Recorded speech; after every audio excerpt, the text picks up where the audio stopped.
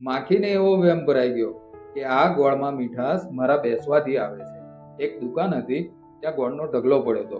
માખી એના ઉપર બેસી આજુબાજુમાં ઉડ્યા કરે.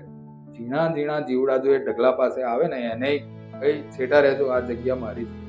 ધીરે ધીરે એને એવો વહેમ ભરાઈ ગયો કે અહીંયા જે ગ્રાહક આવે છે ને એ હું આના ઉપર બેસું છું એટલે આવે છે, અને આ શેઠને ખબર નથી પડતી એ મને રોજ ઉડાડ્યા કરે છે. જો હું આના ઉપર બેસું જ નહીં તો ગ્રાહક થોડા આવવાના. એટલે બીજા દિવસે એ બારી પાસે બેસી અને ઢગલા પાસે આવી જ નહીં. અને એમ હતું કે ગ્રાહક હવે અહીંયા નહીં આવે, પણ ગ્રાહક તો એના સમયે ત્યાં આવ્યા. ગોળ વેચાતો રહ્યો, જોખાતો રહ્યો. પછી એ ગાડીને ખબર પડી, માખી પોઠી પડી ગઈ. એટલે આપણી આજુબાજુમાં પણ એવા માણસો છે જે બીજાના કામ ઉપર બેસીને પોતે જશ લેતા રહ્યા કે મેં કર્યું. એટલે ભાઈ, કોઈ વસ્તુ ઉપર બેસવાથી એ તમારી નથી થઈ જતી. ગોળની મીઠાશ એની પોતાની છે.